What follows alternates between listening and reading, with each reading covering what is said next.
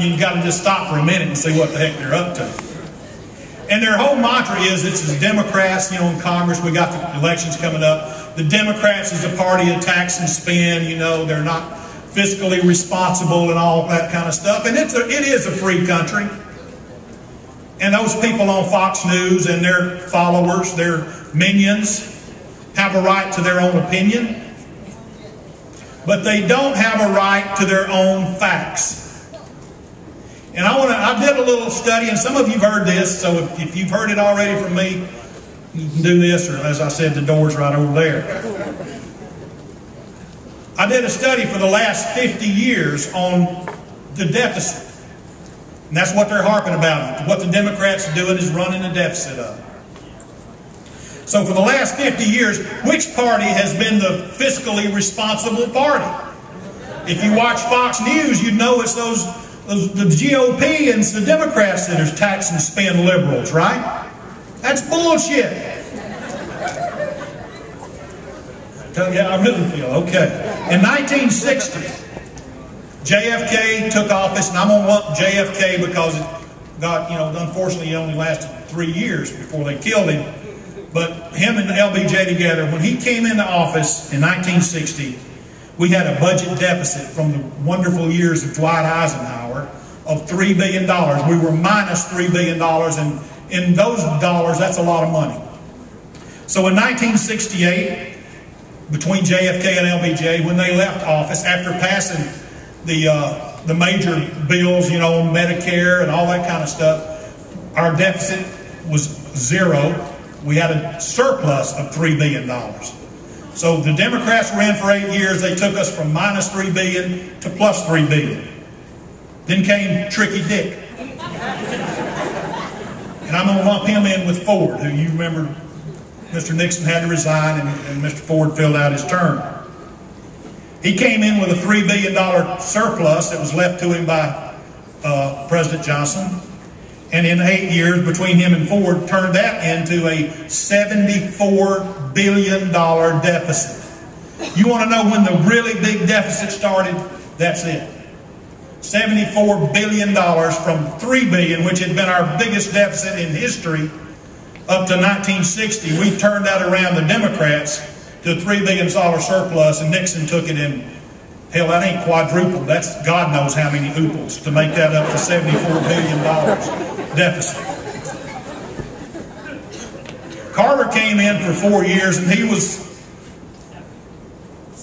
a nice guy, but pretty much ineffectual. And even if he is from Georgia and I'm from Alabama, deficit-wise, he didn't do much. He came in with a $74 billion deficit, and he left with the same deficit.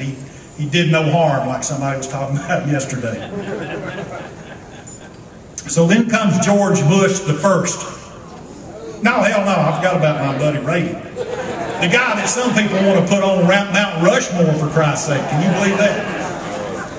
He came in with a $74 billion deficit and doubled it to a $153 billion deficit in 8 years. Remember trickle down? We're going to give tax cuts to the rich and it'll float everybody's boats. Well, that didn't happen. That's when we really started losing jobs overseas, and you remember Patco and all that. That's when the union movement started going down, is under Ronald Reagan's tenure. So he left George the First a $153 billion deficit, and he took that and in 4 years turned it into a $255 billion. So he had approximately another $100 billion to that deficit in 4 short years.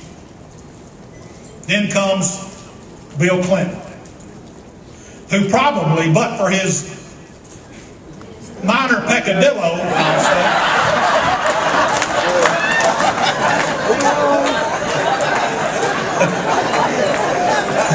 but for the stain on the blue dress, he's probably the guy that should be on Mount Rushmore. He turned a $255 billion deficit in 8 years into a $236 billion surplus. That's a net gain of $500 billion.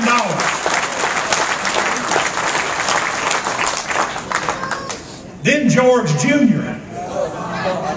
I like to call him Alfred E. Newman. You remember that dude on Mad Magazine? That's kind of who he reminds me of.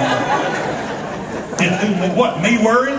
Yeah. Some of you young people say, what the hell is he talking about?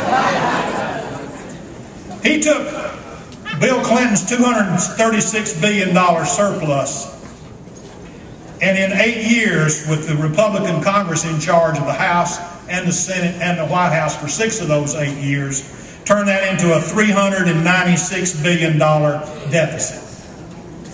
And an unfunded war and a $900 billion tax cut that wasn't paid for. And that's what put us in the hole that we're in right now and trying to get out of it.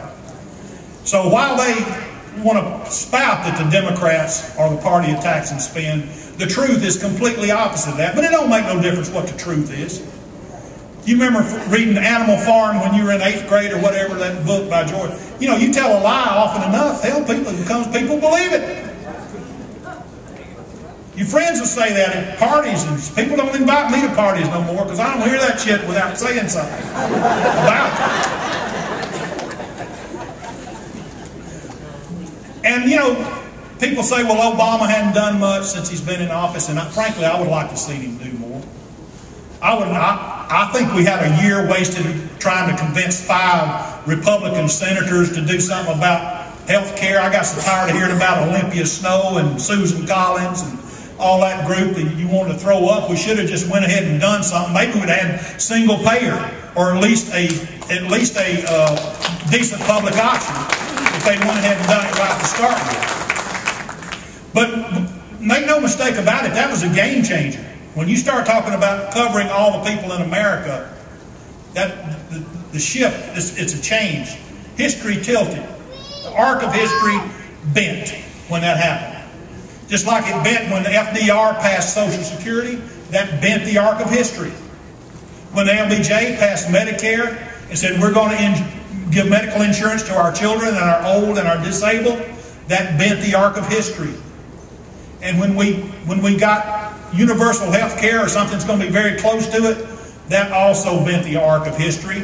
And if you had told me before the election that when you get that, it's going to cost you the House, it's going to cost you the Senate, I would have said, okay, we'll take it.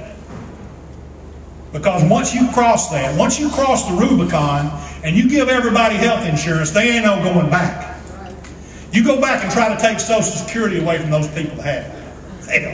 It ain't going to happen. These people that hate government intrusion in their health care, they say, keep your dirty hands off my Medicare. Like they don't even know that is government health insurance. Sometimes you got to wonder about democracy when people like that get to vote.